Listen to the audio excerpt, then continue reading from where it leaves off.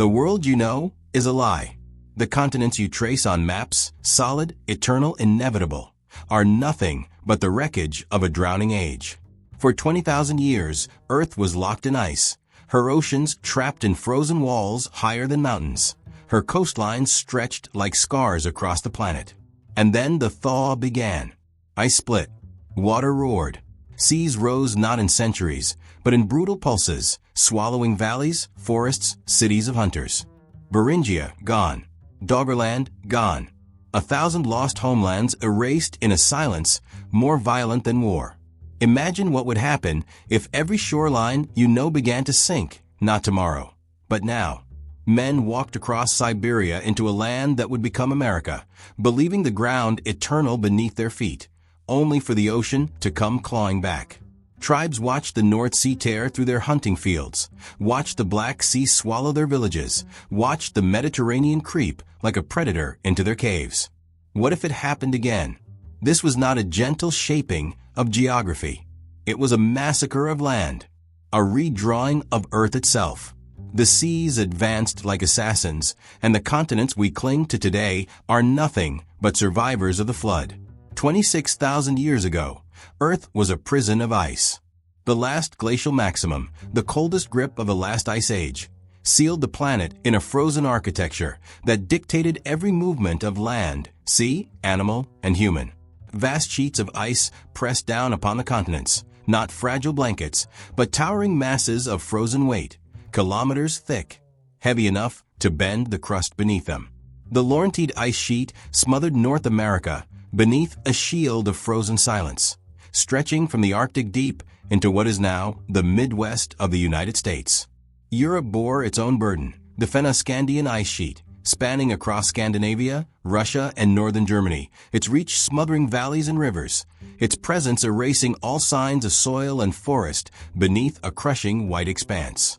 Farther south, alpine glaciers carved into the mountains of the Alps and the Pyrenees, slicing stone into new forms that would remain long after the ice withdrew. Antarctica, already a frozen continent, swelled outward, its ice shelves pushing farther into the Southern Ocean.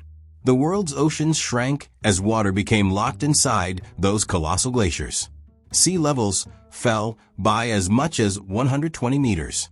What is now continental shelf, hidden beneath waves, stood dry and exposed as plains, tundras, and grasslands.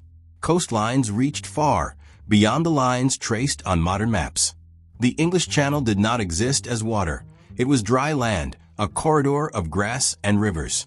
The North Sea basin stretched as a fertile steppe where mammoths roamed and hunters followed.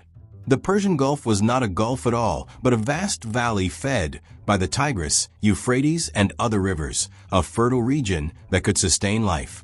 What is now Southeast Asia was transformed. Sumatra, Java, Borneo, and the Malay Peninsula merged into one immense landmass called Sunda. Farther south, Australia was bound to New Guinea and Tasmania, a single continent geographers call Sahul. The air was colder, harsher, and thinner with dust. Global average temperatures dropped by 4 to 8 degrees Celsius compared to today, but in certain regions, the cold was far more severe. Ice reflected sunlight back into space, amplifying the freeze, creating a cycle that locked the Earth in a glacial spell. Vast steppes spread across Eurasia, from France to Siberia, treeless expanses of grass and scrub, a biome often called the Mammoth Steppe. It was the largest ecosystem of its age, rich in grazing animals, woolly mammoths, woolly rhinoceroses, bison, reindeer, horses, prey that fed the hunter bands of Homo sapiens and their Neanderthal cousins before the latter vanished around 40,000 years ago. Life was adapted to the cold or extinguished by it. In North America, animals like mastodons, giant ground sloths, and saber-toothed cats stalked a frozen landscape. Rivers were dammed or rerouted by ice sheets, carving new channels that shaped the geography of whole continents. The Great Lakes of North America, for instance, were not eternal features, but the direct creation of this icy age. Glaciers gouged out their basins, and when the ice retreated, meltwater filled them. The fingerprints of the Ice Age are written in stone and water across the land even now. Humans lived within this frozen world not as spectators, but as survivors bound to its geography. Bands of hunters moved across exposed corridors that no longer exist. The land bridge of Beringia stretched between Siberia and Alaska, not a narrow path, but an entire subcontinent up to 1,000 kilometers wide, covered in steppe and shrub, rich in game. It was a place of migration and habitation, not merely a crossing. Here, some of the earliest humans entered the Americas, their footsteps laid across frozen ground that the Pacific now conceals. In Europe, hunters pressed against the southern edges of the ice sheets, living along rivers that flowed free of ice, adapting to a world where food meant constant pursuit of herds across tundra. Glaciers reshaped the earth like sculptors with brutal tools. Valleys once soft with soil became sharpened into U-shaped scars as ice ground rock into rubble. Moraines, the ridges of debris left behind, marked the edges of glacial advance. In the Alps, Scandinavia, Canada, and Greenland, these scars remain silent records of ice's dominion. Massive outwash plains stretched before the glaciers, where meltwater carried sediments into braided rivers, shifting courses endlessly as the ice advanced and retreated. The oceans themselves were different. With so much water locked in ice, entire marine environments shifted outward. Coral reefs clung to the edges of the exposed continental shelves. Currents adjusted to new coastlines. Weather patterns changed as vast reflective ice sheets created colder, drier winds. Deserts expanded in Africa and Asia.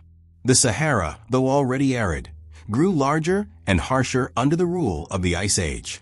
Rainforests shrank, compressed into smaller pockets along the equator, forcing plants and animals into restricted refuges where they survived until warmer times. Even Earth's crust bore the weight. Under the Laurentide and Fennoscandian sheets, the land sank, depressed by the unimaginable tons of frozen water pressing downward. When the ice later melted, the crust would rebound upward in a slow process called isostatic adjustment, still continuing today in Scandinavia and Canada.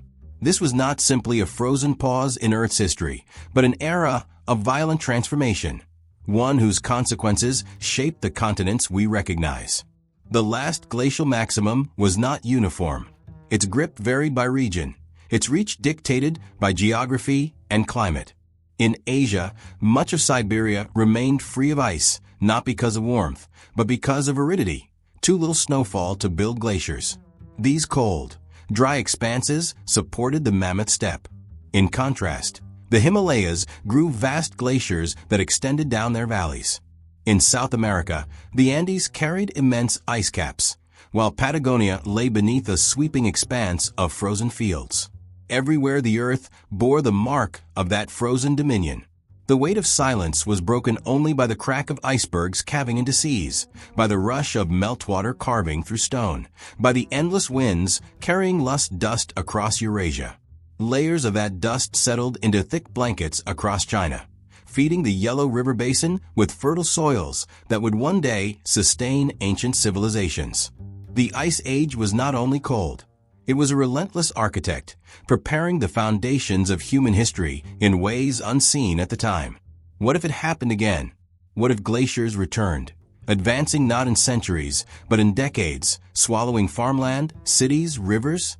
What if sea levels fell and revealed lands we now think lost forever? What if the same forces that drowned Beringia, Doggerland, and the Sunda Shelf once again rewrote the world's map? The last glacial maximum is not a distant, irrelevant memory. It is a reminder that the Earth's shape is never fixed. Continents are not eternal. Coastlines are not secure. The ground beneath human civilization is far more fragile than it appears. The Ice Age did not end in an instant. It tightened its grip, then loosened, then seized again in cycles of advance and retreat. Each step forward locked more water into ice. Each step back released torrents into the sea. 20,000 years ago, the planet stood on the edge of transformation, the world's water chained in frozen prisons, its coastlines stretched outward, its continents linked in ways no modern map records. And from that frozen threshold, everything we know today would be born in the violence of melting ice. 20,000 years ago, The face of Earth was not as it is now. The oceans, strangled by ice, had shrunk back, exposing vast stretches of land that no human eye could see today. The world map of the last glacial maximum was a stranger's map. Coastlines pushed outward, seas pulled back, continents stitched together by corridors of Earth. These land bridges were not fragile crossings, but massive landscapes, wide enough to host herds, rivers, forests, and people. They were highways of survival, arteries that carried life across continents, shaping human migration, animal dispersal, and the very geography of prehistory. Beringia was the greatest of them all. It was no narrow strip, but a continent in its own right, stretching as much as 1,600 kilometers from north to south, spanning from eastern Siberia to western Alaska. Where the Bering Strait lies today, filled with icy waters and storms, there once lay a broad, windswept plain. It was a cold grassland, part of the immense mammoth steppe that dominated the Ice Age world. Woolly mammoths, steppe bison, horses, caribou, and predators such as wolves and lions roamed this land. For thousands of years, humans lived there too, not merely crossing, but dwelling, hunting, raising fires, and carving out existence on soil now drowned beneath the sea. Archaeological traces from both sides, Siberia's Yana River sites, dating back to 32,000 years ago, and the earliest Alaskan settlements appearing later, hint at the long human presence along this corridor. Beringia was more than a passage. It was a home. Far to the south, another corridor shaped the destiny of entire populations. The Sunda Shelf bound together what is now Malaysia, Sumatra, Java, and Borneo into a single colossal landmass that extended far into the South China Sea. This was Sundaland, a lowland expanse covered by rivers and swamps, forests and savannas. Sea levels 120 meters lower than today exposed the shallow continental shelf, creating land where the ocean now lies. Rivers flowed across it, converging into great systems that drained into the outer edges of the shelf. It was a land of abundance, a cradle where early humans moved freely between regions that are now separated by dangerous seas. Archaeological evidence shows modern humans were present in Southeast Asia at least 65,000 years ago, and it was this exposed world that allowed them to reach so far, so early. What is today a scattering of islands was then a unified land rich with resources, making migration into Australasia possible. Beyond Sunda lay Sahul, another continent forged not by geology, but by the fall of the seas. Australia, New Guinea, and Tasmania were joined as one. The Torres Strait, Bay Strait, and Arafura Sea, barriers today, were once valleys and plains where rivers coursed and animals roamed. By at least 65,000 years ago, humans had reached Sahul, establishing some of the earliest permanent populations outside Africa. This required seafaring, since even at the lowest sea levels, water passages between Sunda and Sahul remained. Yet once they arrived, they found a continent unlike any other. Giant marsupials, towering flightless birds, and massive reptiles dominated its ecosystems. People adapted quickly, spreading into deserts, forests, and highlands, building cultures that endured for tens of thousands of years. Sahul was not an isolated land. It was part of a wider Ice Age geography where human presence was already global. These were not the only corridors. In Europe and the Near East, the Mediterranean was narrower, its islands closer to the mainland. Water levels so low that coastlines stretched outward exposed stepping stones across the Aegean and eastern Mediterranean. The Strait of Gibraltar narrowed, the Italian peninsula lengthened, and Sicily pressed closer to the continent. The Red Sea, reduced in volume, shrank to a thin waterway with crossings narrower than today. Across these points, early human migrations may have passed. The Arabian Peninsula itself was transformed. Rivers that are now long dry carried water across its surface, and the exposed floor of the Persian Gulf became a fertile plain watered by the Tigris, Euphrates, and Karun rivers. This region, sometimes called the Gulf Oasis, could have sustained dense human populations before being submerged around 8,000 years ago. The land bridges did more than connect. They redirected evolution and migration. Animals followed these corridors in waves. Horses, camels, and mammoths crossed between Asia and North America. Humans hunted them, carrying fire and tools into new worlds. The giant marsupials of Australia faced new hunters arriving across Sahul. Southeast Asia's forests gave way to the steppe edge of Sunda, where herds grazed and predators followed. These were not empty lands waiting to be filled. They were living ecosystems, complex and vibrant, now erased from the surface of the earth. What if it happened again? What if seas retreated once more, draining back into ice, exposing the drowned continents? The map would not match the one you know. Britain would once again fuse with Europe. Japan would attach to the Asian mainland. Indonesia would collapse into a single colossal block of land. Rivers would course across Doggerland, across Sunda, across Beringia. And entire nations built on coasts would find themselves standing miles inland from a new shoreline. The possibility is not fantasy. Earth has shifted like this before, and it carries the marks of those transformations across every continent. The corridors that once existed shaped the routes by which humans spread across the globe. Without Beringia, there would be no human presence in the Americas. Without Sunda and Sahul, the earliest settlement of Australia and New Guinea would have been impossible. Without the narrowing seas of the Mediterranean and Red Sea, the movement of populations into Europe, Arabia, and Africa would have been delayed or redirected. Each exposed landmass was a bridge, and each bridge carried humanity farther until the earth was occupied in its entirety. Now, those bridges lie hidden. The Bering Strait covers Beringia, with icy waters less than 90 meters deep, concealing the land where mammoths walked and people lived. The North Sea hides Doggerland, once a rich Mesolithic landscape, now drowned beneath fishing trawlers' nets. The South China Sea smothers the rivers of Sunda, and the Arafura Sea buries the plains that once bound Sahul. But the knowledge remains, drawn from geology, from archaeology, from cores of sediment pulled from seabeds that reveal ancient soils and pollen, from DNA studies that trace humanity's path across vanished corridors. These lost landscapes are not myths. They are measurable mapped, their outlines traced with precision by bathymetric surveys and fossilized evidence. Their histories are written in the bones of animals found on both sides of vanished bridges, in the genetic signatures of human populations that carry the memory of ancient crossings, in the drowned river valleys that lie beneath the seas. They remind us that Earth is not static, that coastlines are illusions of permanence. For tens of thousands of years, humans lived in a world whose borders were not today's borders, where land stretched farther, seas stood lower, and continents reached toward each other.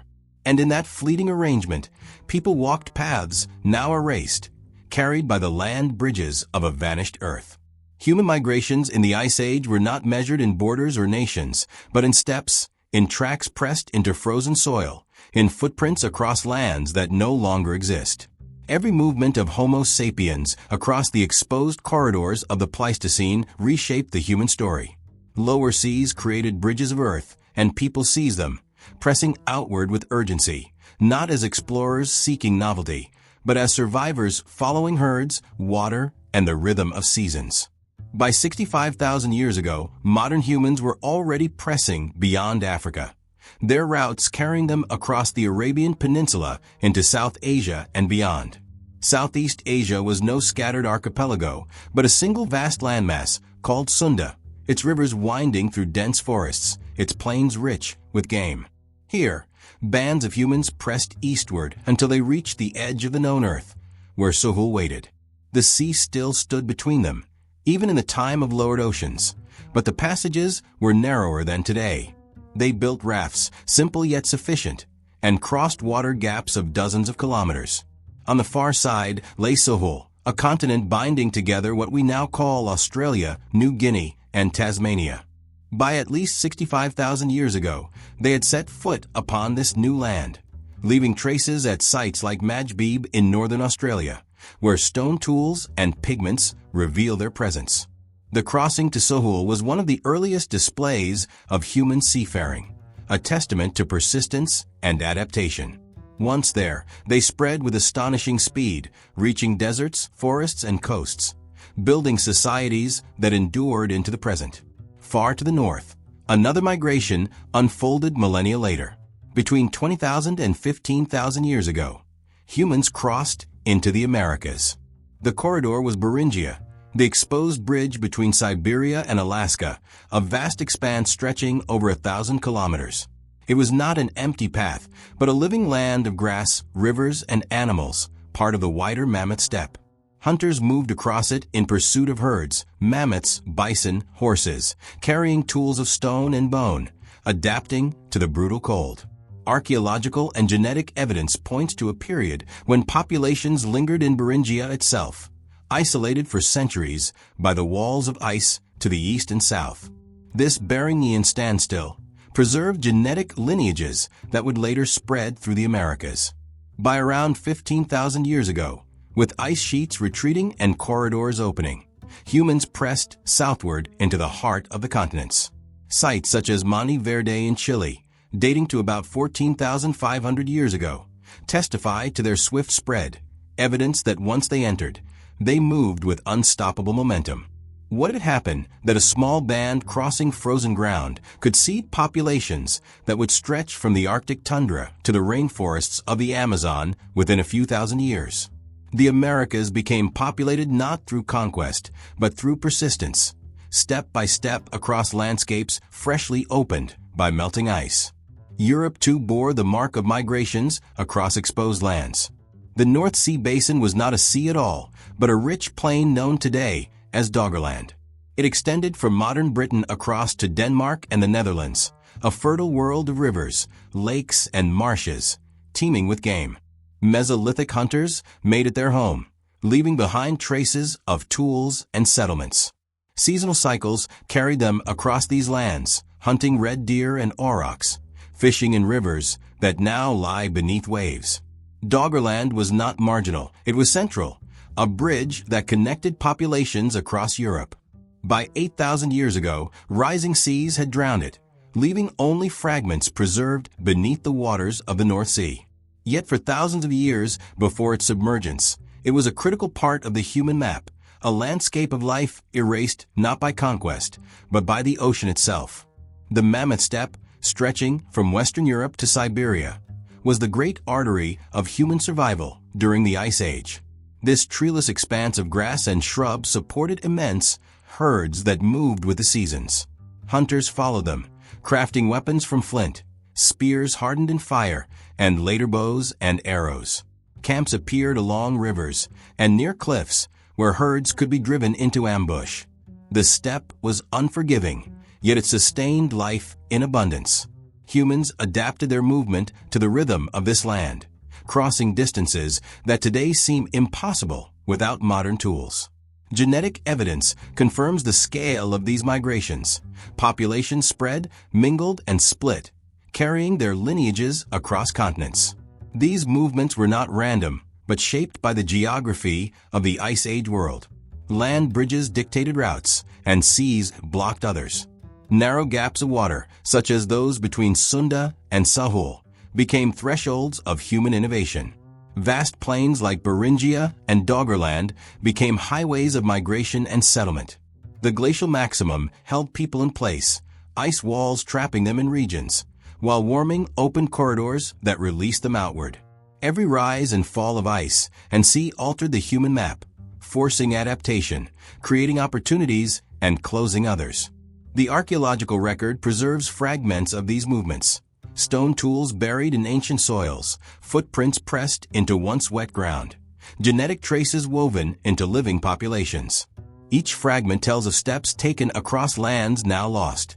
The Americas hold Clovis points, crafted 13,000 years ago, sharp fluted weapons made to hunt the largest of Ice Age animals. Australia bears rock are tens of thousands of years old, pigments ground from earth by the earliest settlers of Sahul. Europe holds burials of mammoth hunters, adorned with ivory beads and tools, testifying to cultures that thrived on the steppe. These remnants are not isolated. They connect across continents, evidence of a species that made the entire earth its home. What if it happened that the seas had never risen? If Doggerland still stretched between Britain and Europe? If Beringia remained exposed? If Sunda and Sahul were bound together still? The map of humanity would look different. and nations would sit on lands that no longer exist.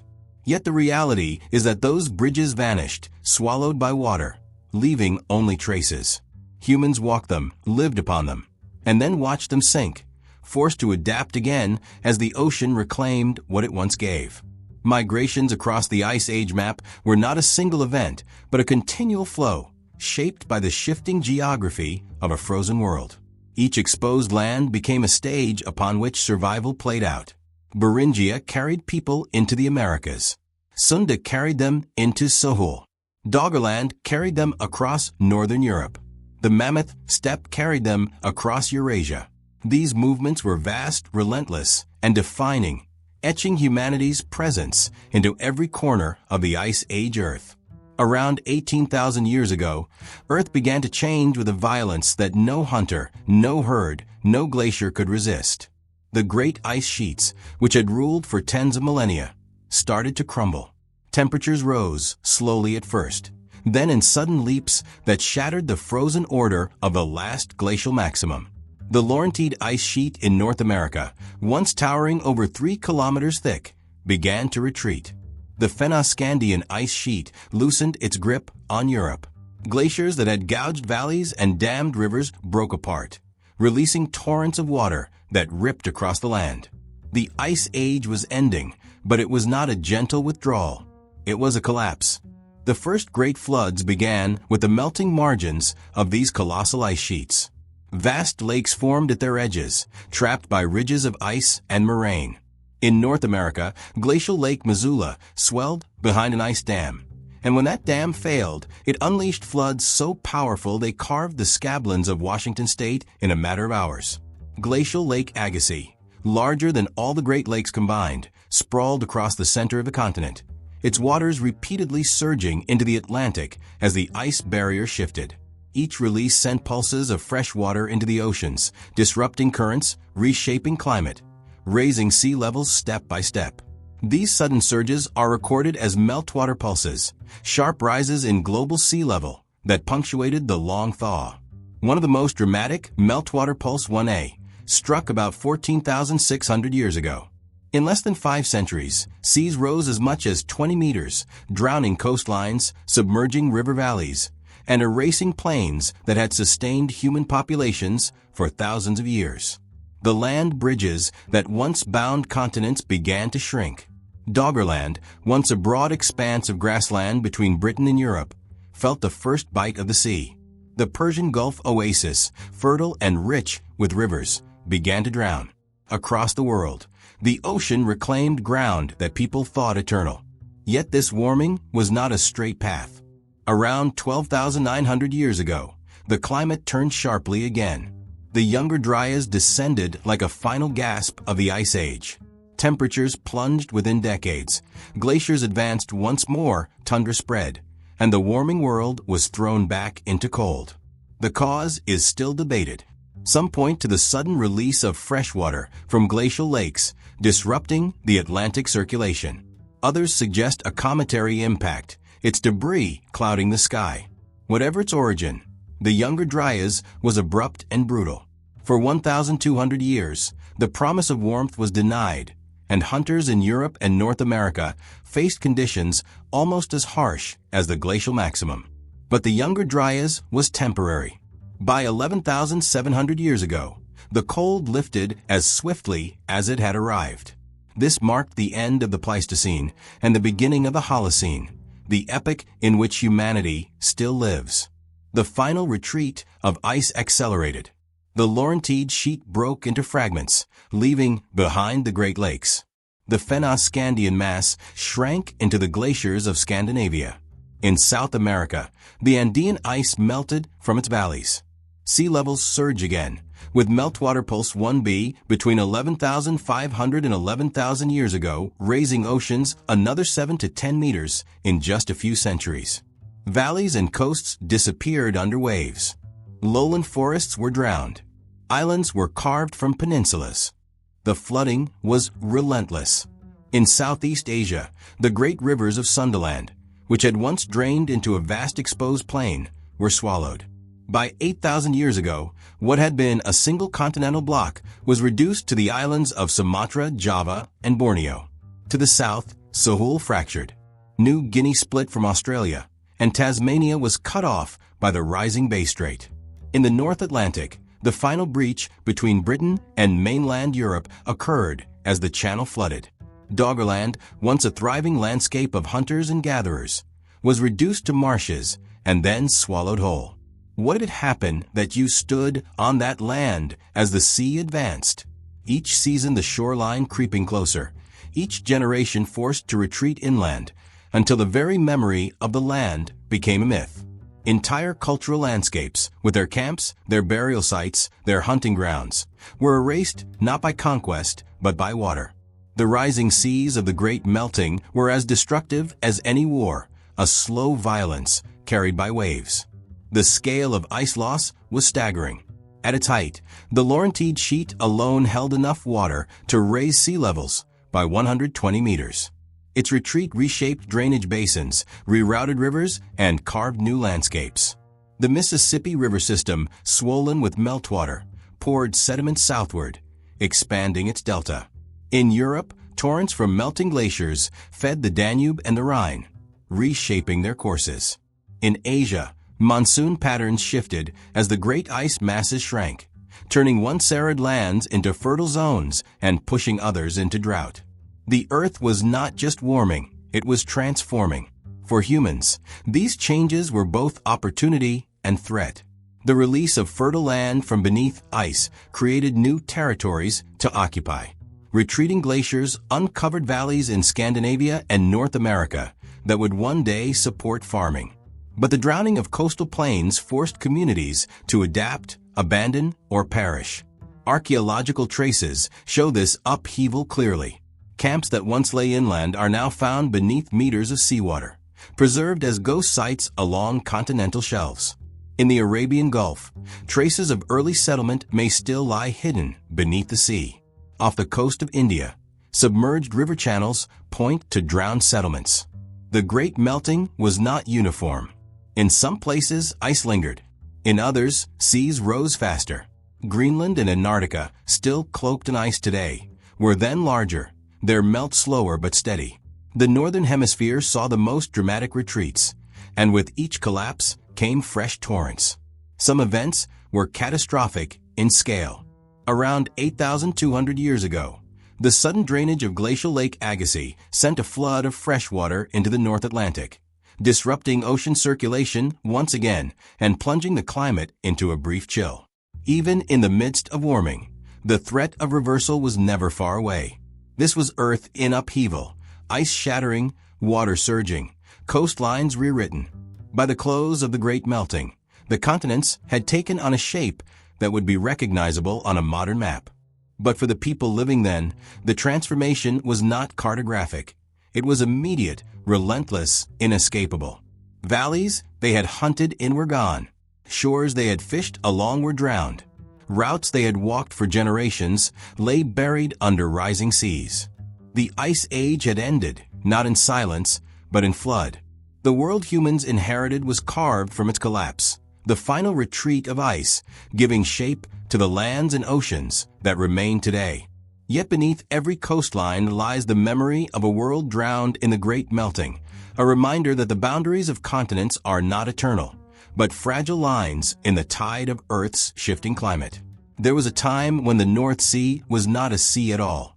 Between Britain and mainland Europe stretched a vast plain, Doggerland, rolling grasslands, rivers, lakes, and marshes where red deer grazed and Mesolithic hunters tracked game across seasonal paths.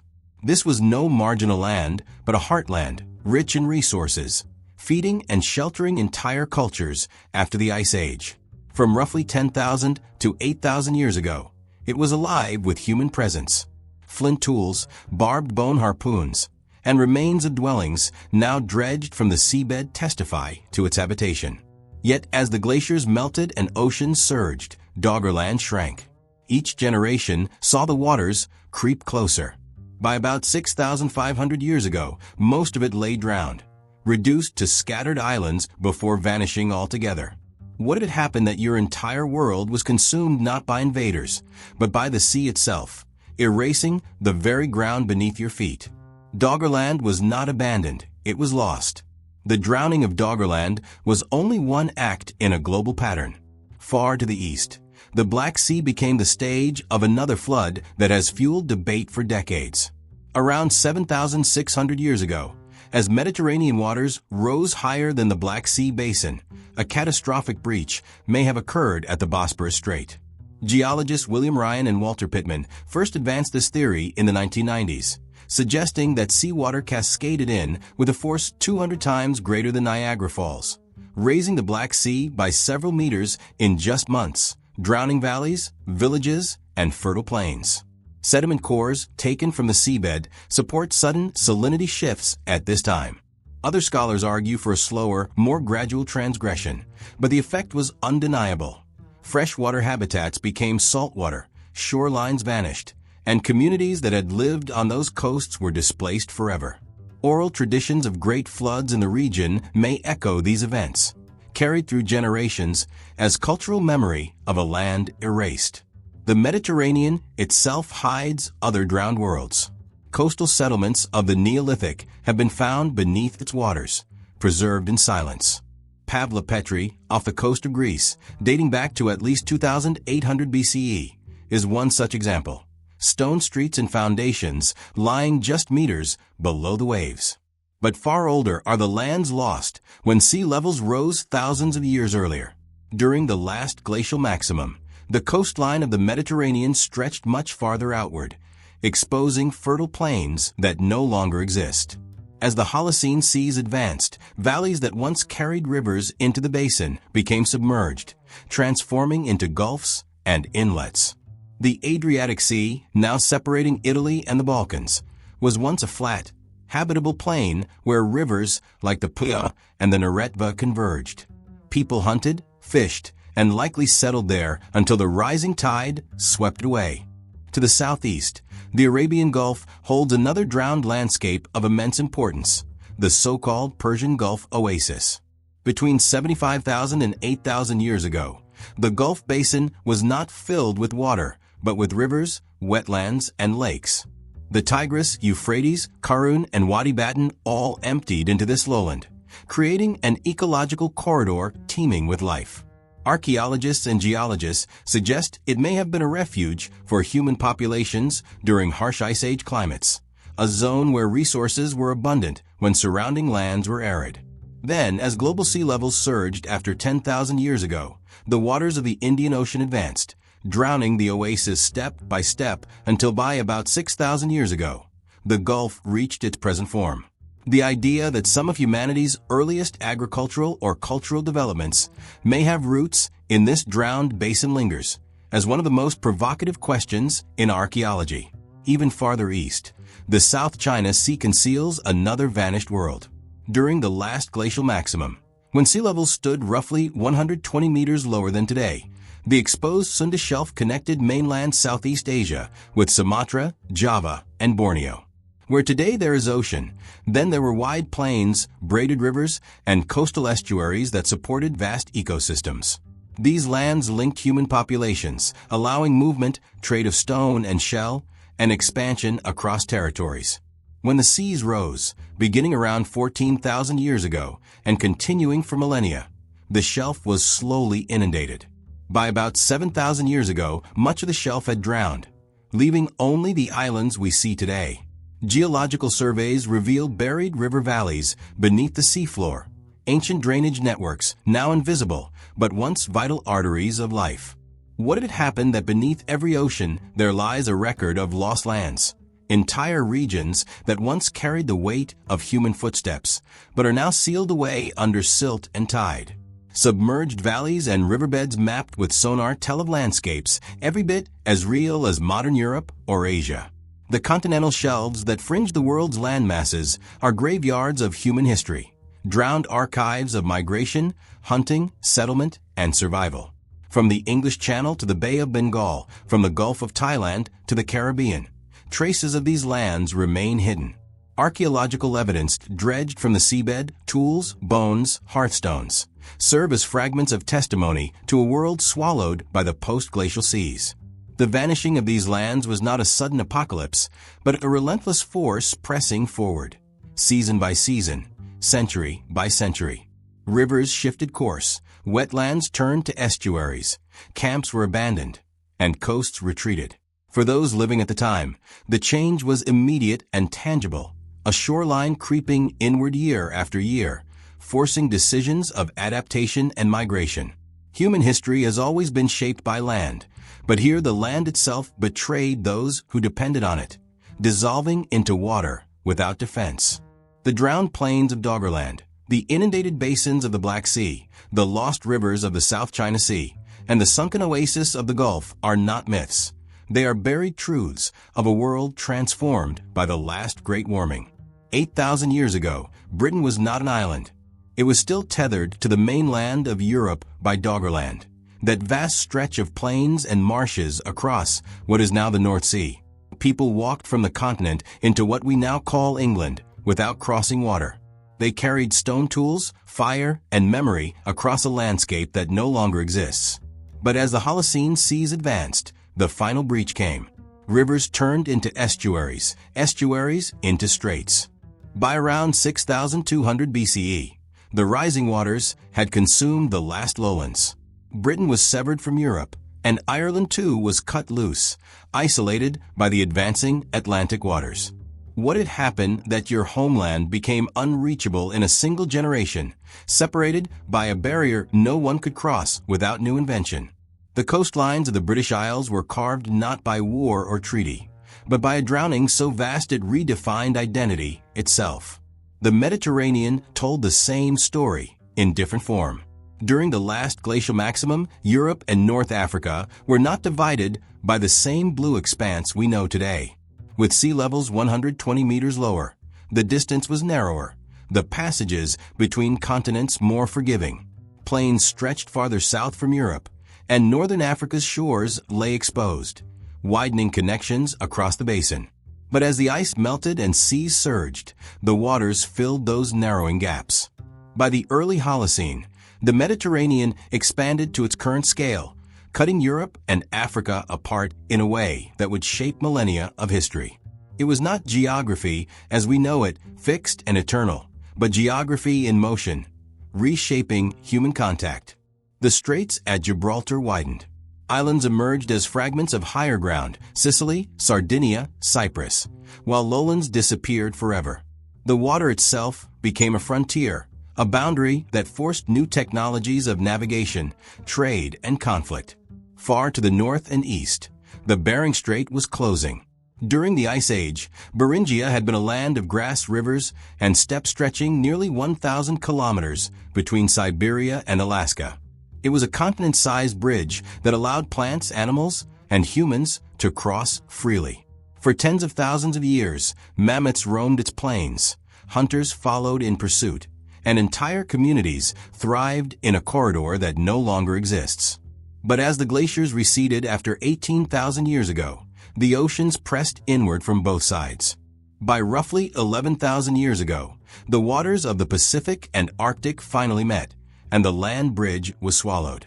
The passage that had carried people into the Americas disappeared beneath the waves. The continents were divided, and the populations within them began their separate histories. What had happened that the very link between worlds, the one path that had once united hemispheres, was erased forever? The Bering Strait's narrow waters, just 85 kilometers across at their tightest point today, are the scar left by that great severing. In South Asia, the story unfolded differently. The Indian subcontinent had already jutted into the Indian Ocean as a massive peninsula, but during the Ice Age, its coastline extended far beyond what we see now.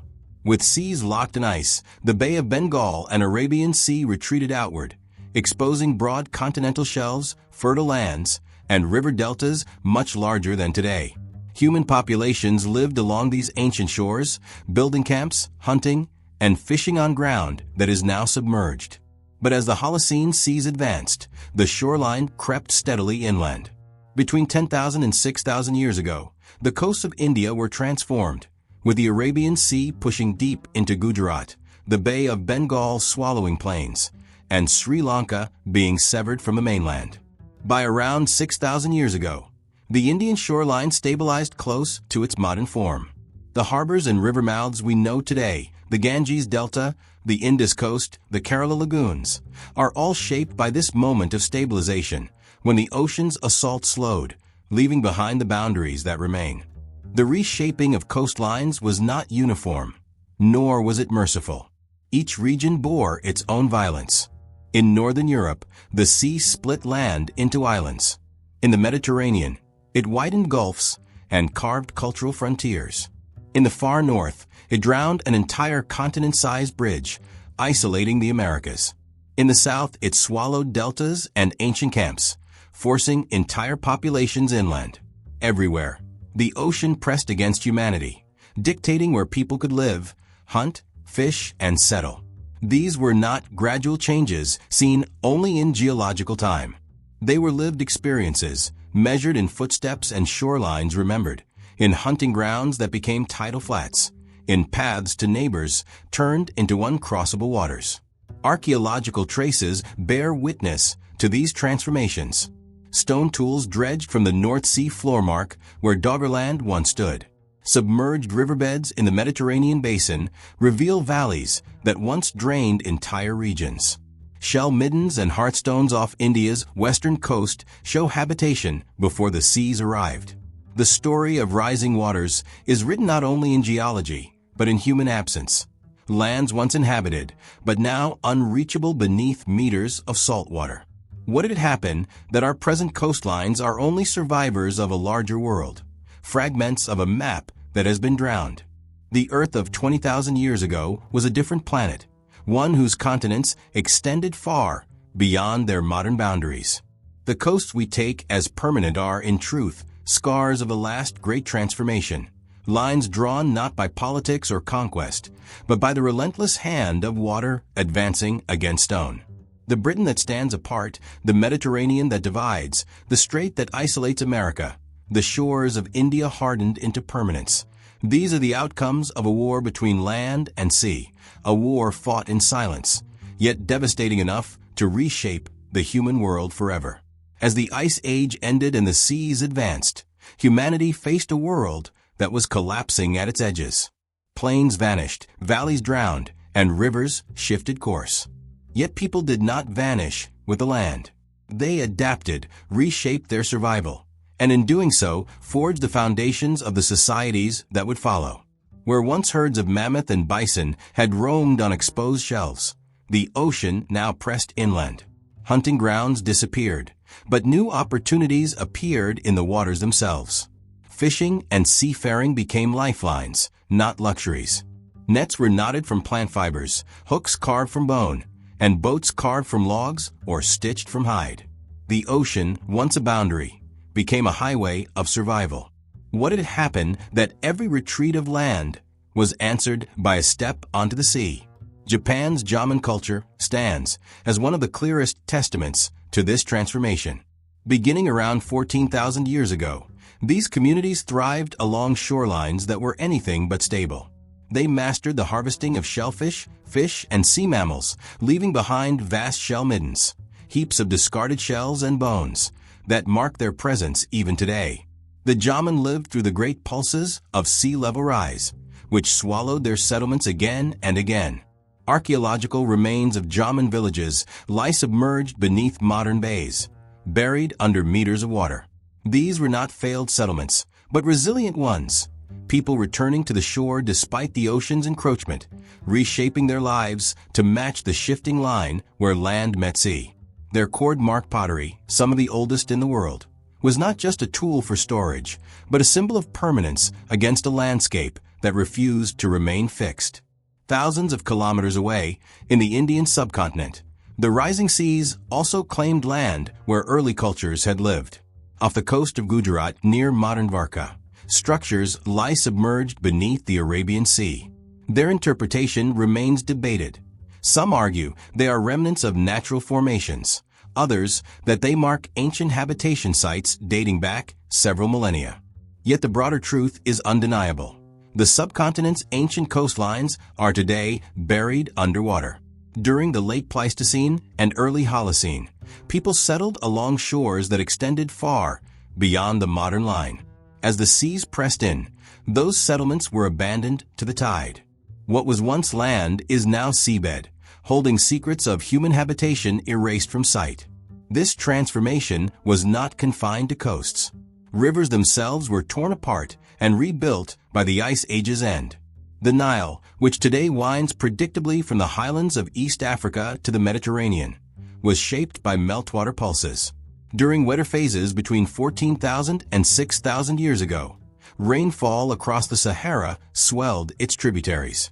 The river became the artery of early civilizations because its flow had been stabilized by these Ice Age shifts.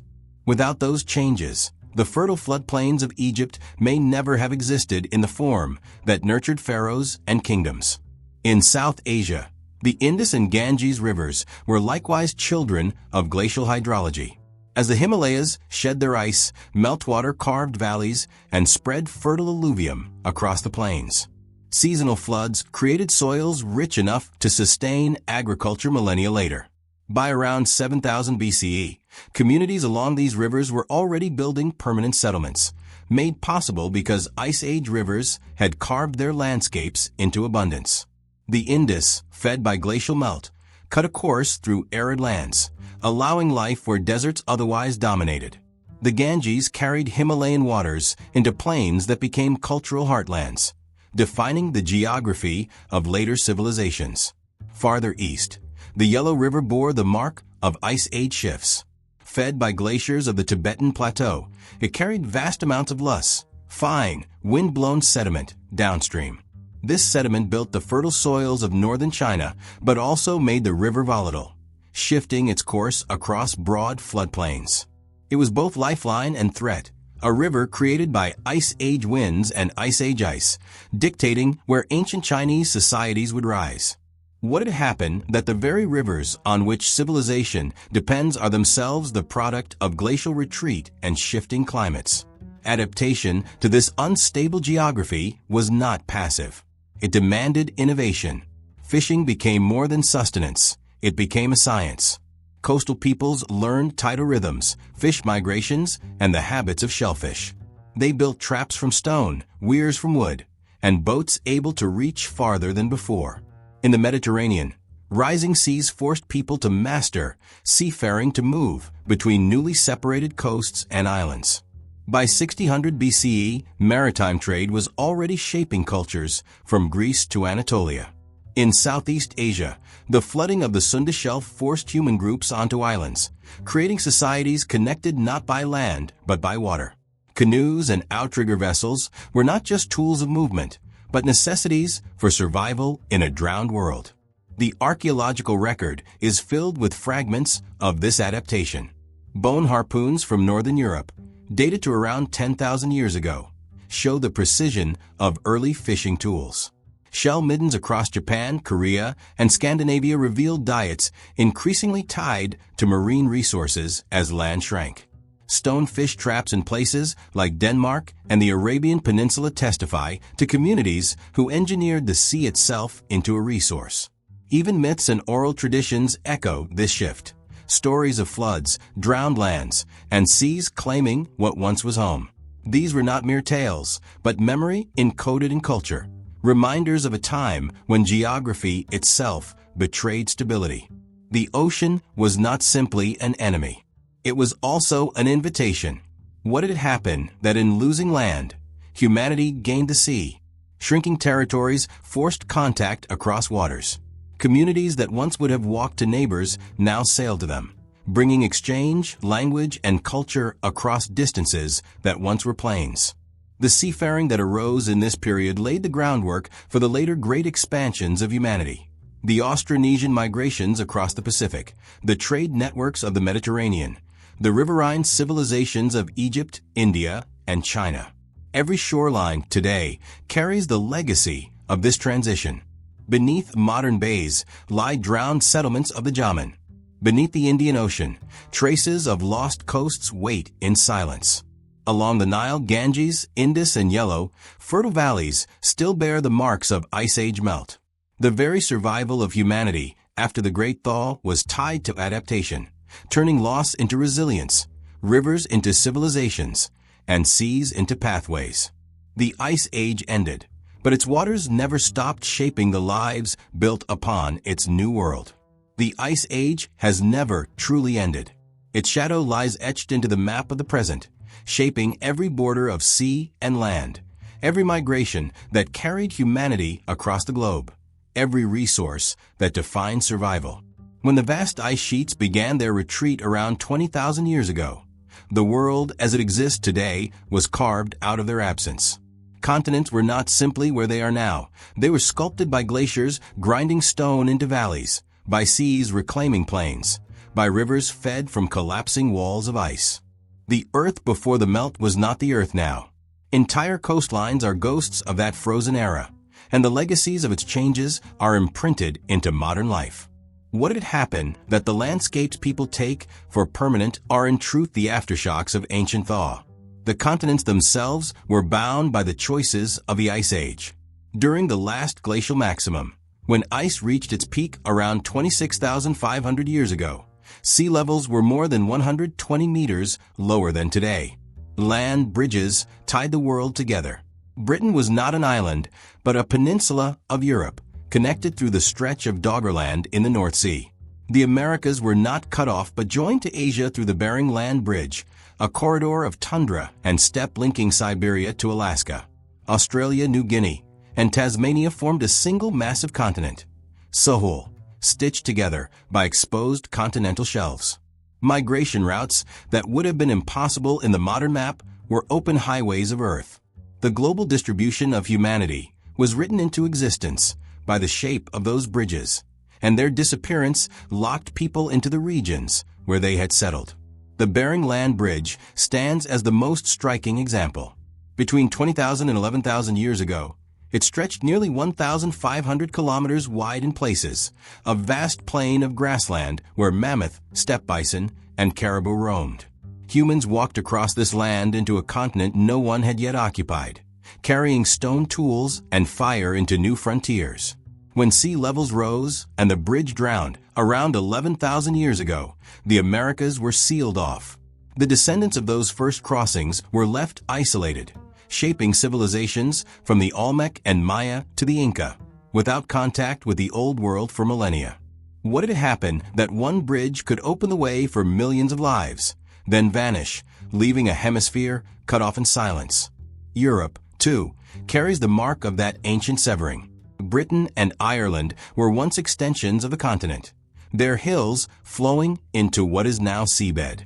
The vast grassland of Doggerland connected them to Denmark, the Netherlands, and northern Germany. For thousands of years, hunter-gatherers roamed this landscape, leaving behind tools, hearths, and evidence of settlements now buried beneath the North Sea.